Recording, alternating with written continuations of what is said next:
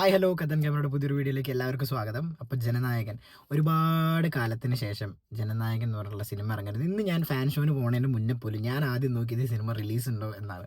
കാരണം ഇത്രയൊക്കെ എന്താ പറയുക, ഇങ്ങനെ ഈഗോ പിടിച്ച് ഇങ്ങനെ ഇവർ റിലീസാക്കാതെ, സെൻസർ ബോർഡ് റിലീസാക്കാതെ വിട്ടതിൻ്റെ കാരണം എന്താണെന്നുള്ളത് ഈ സിനിമ കണ്ടു കഴിഞ്ഞിട്ട് പോലും എനിക്ക് മനസ്സിലായിട്ടില്ല. കാരണം അത്രയ്ക്ക് പ്രശ്നമുണ്ടോ ഈ സിനിമ എന്ന് ചോദിച്ചാൽ ഐ ഡോണ്ട് നോ. അതിനെക്കാളും എന്താ പറയുക, പ്രശ്നമുള്ള സിനിമകൾ ഇവർ സെൻസർ സർട്ടിഫിക്കറ്റ് കൊടുത്തിട്ടുണ്ട്. അങ്ങനെയാണെന്നുണ്ടെങ്കിൽ ദുരന്തറിന് കൊടുക്കാൻ പാടില്ല സർട്ടിഫിക്കറ്റ്. കാരണം അതിലും കുറേ പ്രൊപ്പഗണ്ട സംസാരിക്കുന്നുണ്ട്. ഐ മീൻ, നമ്മൾ നല്ലതും ബാക്കിയുള്ളവർ മോശം എന്ന് പറയണതും ഒരുമാതിരി വൃത്തികെട്ട പരിപാടിയാണല്ലോ. പിന്നെയെന്ന് പറയണത് കേരള സ്റ്റോറി അങ്ങനത്തെ സിനിമകൾക്കൊക്കെ സർട്ടിഫിക്കേഷൻ കിട്ടിയിട്ടുണ്ട്.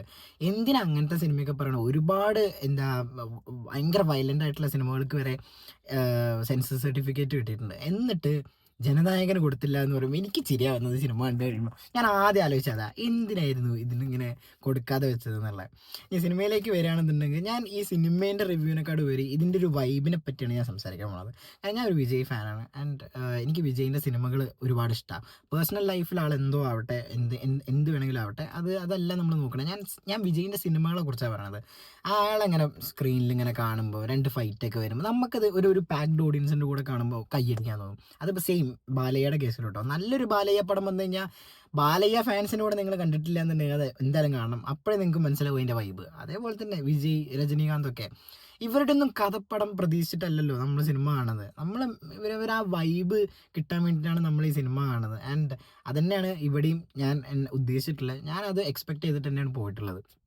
അപ്പോൾ ഇന്നത്തെ സിനിമ തുടങ്ങി അവസാനിക്കുന്നവരെ ഒരുപാട് മൊമെൻറ്റ്സ് സിനിമയിലുണ്ട്. ഇപ്പോൾ വിജയ് ഫാൻസിന് എൻജോയ് ചെയ്യാൻ വേണ്ടിയിട്ടുള്ള ഹൈ ആയിട്ടുള്ള ഒക്ടേൻ ആയിട്ടുള്ള പരിപാടികളുണ്ട് സിനിമയിൽ. ഡാൻസ് ഉണ്ട്. അപ്പം അതൊക്കെ നമുക്കറിയാം ഇതൊക്കെ ഉണ്ടാവും എന്നുള്ളത്. പക്ഷേ എന്നാലും ചില സമയത്ത് വിജയ് ഇല്ലാത്ത സമയത്തൊക്കെ ഒരുപാട് സങ്കടം തോന്നി, എന്തൊക്കെയാണ് കാണിച്ചു കൂട്ടണമെന്നുള്ളത്.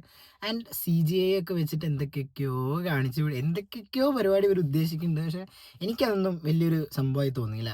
പിന്നെ ഞാൻ പറഞ്ഞല്ലോ, വൈബിനാണ് ഞാൻ ഇപ്രാവശ്യം കുറച്ചും കൂടെ പ്രയോറിറ്റി കൊടുത്തിട്ടുണ്ടായിരുന്നത്. More than cinema. കുറേ ഒരു ലാസ്റ്റ് ടൈം, ഇത് വിജയിൻ്റെ അവസാന സിനിമയാണ് പറയപ്പെടുന്നു.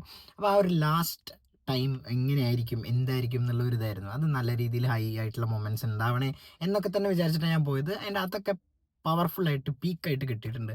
ആൻഡ് ഞാൻ കണ്ട ഫാൻ ഷോ, അവിടെ ഉണ്ടായിരുന്ന ഓഡിയൻസ് നല്ല കിടിലൻ ഓഡിയൻസ് ആയിരുന്നു. അടിപൊളിയായിട്ട് കണ്ടു, കൈയടിച്ചു, ബഹളം ഉണ്ടാക്കി. ആ ടൈറ്റിൽ കാർഡൊക്കെ കണ്ട സമയത്ത് ഫീലായിരുന്നു, വേറെ ലെവൽ ഫീലായിരുന്നു. അത് നന്നായിട്ട് ചെയ്തിട്ടുണ്ട്. ആൻഡ് എനിക്ക് ഉറപ്പായിരുന്നു ടൈറ്റിൽ കാർഡിൽ ആ സംഭവമായിരിക്കും വരുന്നുണ്ടാവുക എന്നുള്ളത്. അത് കിടിലായിട്ടുണ്ട്. പിന്നെന്താ, പിന്നെ മെയിനായിട്ട് ഇതിൽ പറയാനുള്ളതെന്ന് വെച്ചാൽ മമിതയ്ക്ക് അത്യാവശ്യം നല്ല റോളാണ് കിട്ടിയിട്ടുള്ളത്. വെറുതെ ഒരു തമിഴ് സിനിമയിൽ പോണതിന് പകരം നല്ലൊരു റോൾ കിട്ടിയിട്ടുണ്ട് ഈ സിനിമയിൽ. അതും വിജയുടെ കൂടെ ഭയങ്കര എന്താ പറയുക, വിജയുടെ അവസാനത്തെ സിനിമയിൽ അവരെ ഒരു ഇൻ്റർവ്യൂവിൽ എന്തിലോ പറഞ്ഞിട്ടുണ്ടായിരുന്നു മാനിഫെസ്റ്റേഷൻ്റെ കാര്യം. ഇങ്ങനെ വിജയിൻ്റെ കൂടെ അഭിനയിക്കണം ആഗ്രഹം ഉണ്ടായിരുന്നു. പക്ഷേ അഭിനയിച്ച സിനിമ കിടിലൻ സിനിമയാണ്. ഐ മീൻ, കിടിലൻ റോളാണ്. സിനിമയെക്കുറിച്ച് പറയുകയാണെന്നുണ്ടെങ്കിൽ നമ്മൾ ഡീപ്പായിട്ടൊക്കെ പോകുകയാണെന്നുണ്ടെങ്കിൽ ഒരുപാട് പ്രശ്നങ്ങളുണ്ട്. പക്ഷെ അതിനെക്കുറിച്ചൊന്നും ചിന്തിക്കാതെ നമ്മളിങ്ങനെ ഒരു ആംബിയൻസ്, ആ ഒരു വൈബ് നമ്മളിങ്ങനെ അതിലിങ്ങനെ കണ്ടു കഴിഞ്ഞാൽ നമുക്ക് വേറെ ഫീൽ കിട്ടും. അപ്പോൾ എനിക്ക് പറയാനുള്ളത്, ഈ വീഡിയോ കാണുന്നതും ഒരു പക്ഷേ വിജയ് ഫാൻസോ അല്ലെങ്കിൽ വിജയിൻ്റെ സിനിമകൾ ഇഷ്ടപ്പെടുന്ന ആൾക്കാരാണ്, കൊമേഴ്ഷ്യൽ സിനിമകൾ ഇഷ്ടപ്പെടുന്ന ആൾക്കാരാണെന്നുണ്ടെങ്കിൽ ഫസ്റ്റ് ഡേ തന്നെ തിയേറ്ററിൽ പോയി കാണാൻ ശ്രമിക്കാം. ഒരു പാക്ഡ് തിയേറ്ററിൽ പാക്ഡ് ഓഡിയൻസ് ആയിട്ട് കാണാൻ ശ്രമിക്കുക. അതിൻ്റെ ഒരു ഫീല് അത് വേറെ തന്നെ, അത് എവിടെയും കിട്ടില്ല. അത് നമ്മുടെ ഈ ഒരു ഇന്ത്യയിൽ നടക്കുന്ന നമ്മുടെ നാട്ടിലൊക്കെ നടക്കുന്ന ഒരു പ്രത്യേകതയാണത്. എന്താ, ആളെ ഇത്രത്തോളം ആരാധിച്ച്, അയാളുടെ സിനിമകൾ ഇത്രത്തോളം ആരാധിച്ച് കൈയടിച്ച് ബഹളം ഉണ്ടാക്കി അങ്ങനെ സിനിമ കാണുന്നതിൻ്റെ ഒരു ഫീല് അത് വേറെ തന്നെയാണ് കേട്ടോ, ഒരു കൊമേഴ്ഷ്യൽ സിനിമയൊക്കെ അങ്ങനെ കാണുമ്പോൾ. ആൻഡ് ഞാൻ ഒരുപാട് ആ കാര്യത്തിൽ എൻജോയ് ചെയ്തു. പിന്നെ സിനിമയിലേക്ക് വരുന്ന സമയത്ത് ഈ പറഞ്ഞ പോലെ ഫുള്ളി സാറ്റിസ്ഫൈഡ് അല്ല, എന്നാലും ലാസ്റ്റത്തെ സിനിമ ഗോട്ട്, അതിനൊക്കെ വെച്ച് കമ്പയർ ചെയ്യുന്ന സമയത്ത് ഇതൊക്കെ എത്രയോ ബെറ്റർ ആണെന്ന് ഫീൽ ചെയ്തു. കാരണം ഗോട്ട് ഒരുമാതിരി വൃത്തികെട്ട ഒരു എന്താ പറയുക, ലെവൽ സങ്കടമാണ് എനിക്ക് ആ സിനിമ കണ്ടു കഴിഞ്ഞപ്പോൾ ഉണ്ടാക്കിയിട്ടുള്ളത്. ആൻഡ് ഇതിലേക്ക് വരുന്ന സമയത്ത് എനിക്ക് അങ്ങനത്തെ പ്രശ്നങ്ങളൊന്നും ഉണ്ടായിരുന്നില്ല. നമ്മളിങ്ങനെ വിജയിൻ്റെ ലാസ്റ്റത്തെ സിനിമ ആ ഒരു ഫീലിൽ കണ്ട് നമ്മളിങ്ങനെ ഇറങ്ങിപ്പോന്നു. ആൻഡ് ചെറിയൊരു വിഷമം തോന്നി, ഇനിയിപ്പോൾ ഇയാളുടെ ഈ പരിപാടിയോ സിനിമകളോ ഒന്നും ഉണ്ടാവില്ലല്ലോ എന്ന് ആലോചിക്കുമ്പോൾ ഒരു സങ്കടം. പിന്നെ അവരൊരു ലാസ്റ്റ് ഒരു ഫെയർവെൽ പരിപാടി പോലെ ഒരു സംഭവം ബിറ്റ് ലാസ്റ്റ് കൊടുത്തിട്ടുണ്ട്. ആൻഡ് തിയേറ്ററിൽ പോയിട്ട് തന്നെ എൻജോയ് ചെയ്യുക ഈ സിനിമയൊക്കെ. ഇങ്ങനത്തെ സിനിമയൊക്കെ തിയേറ്ററിൽ തന്നെ കാണേണ്ട സിനിമയാണ്. അത് ഞാൻ പറഞ്ഞല്ലോ, ഓഡിയൻസിൻ്റെ കൂടെയൊക്കെ കണ്ട് എക്സ്പീരിയൻസ് ചെയ്യേണ്ട ഒരു സിനിമയാണ്. അപ്പോൾ എന്തായാലും എല്ലാവരും സിനിമ കാണൂ, തിയേറ്ററിൽ പോകൂ, അടിപൊളിയാക്കൂ. ഒരാളെ റിവ്യൂ കണ്ടിട്ട് ഒരു സിനിമേനെ വിലയിരുത്തേണ്ട ആവശ്യമില്ല. ആൻഡ് എസ്പെഷ്യലി ഇത് വിജയ് ഫാൻസിനോടാണ് ഞാൻ പറയുന്നത്, നിങ്ങൾക്ക് ഈ സിനിമ കാണണം എന്ന് ആഗ്രഹം ഉണ്ടെന്നുണ്ടെങ്കിൽ ഡെഫിനറ്റായിട്ട് നിങ്ങൾ പോയി കാണണം. കാരണം ഇത് അവസാന സിനിമയാണെങ്കിൽ ഇനിയൊരു ചാൻസ് ചിലപ്പോൾ ഉണ്ടാവില്ല ഇങ്ങനെ ബഹളമൊക്കെ വെച്ച് കൈയൊക്കെ അടിച്ച് നമുക്ക് സിനിമ കാണാൻ വേണ്ടിയിട്ട്. സെലിബ്രേറ്റ് ചെയ്യേണ്ട സിനിമയാണ്. ആ സെലിബ്രേഷൻ എനിക്ക് കിട്ടി അടിപൊളിയായിട്ട്, നമ്മൾ അടിപൊളിയായിട്ട് രസമായിപ്പോയി. അപ്പോൾ എല്ലാവരും സിനിമ കാണും, കണ്ടിട്ട് നിങ്ങളുടെ അഭിപ്രായങ്ങൾ ഷെയർ ചെയ്യൂ കമൻറ്റ് ബോക്സിൽ. അപ്പോൾ that's it, thank you for watching me, by.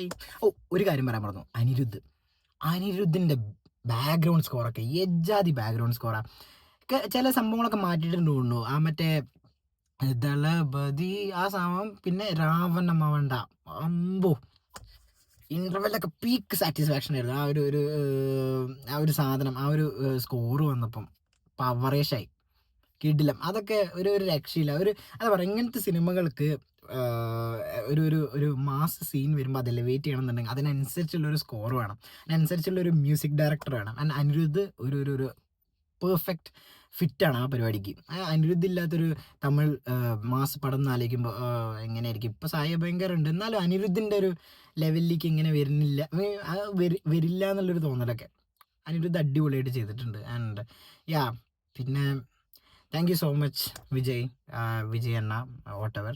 കാരണം ഒരുപാട് എൻ്റർടൈൻ ചെയ്യിപ്പിച്ചിട്ടുണ്ട്, നല്ലൊരു എൻ്റർടൈൻമെൻറ്റ് പടങ്ങൾ തന്നിട്ടുണ്ട്. ഞാൻ എൻജോയ് ചെയ്തിട്ടുണ്ട് ഒരുപാട്. എല്ലാവരെയും അവസ്ഥ എനിക്കറിയില്ല, പക്ഷേ ഒരുപാട് ഞാൻ എൻജോയ് ചെയ്തിട്ടുണ്ട്. അപ്പോൾ that's it, thank you for watching me, bye. എല്ലാവരും പോയി തിയേറ്ററിൽ പോയി സിനിമ കാണൂ, കണ്ടിട്ട് അഭിപ്രായങ്ങൾ കമൻറ്റ് ബോക്സിൽ രേഖപ്പെടുത്തൂ. ടാറ്റാ.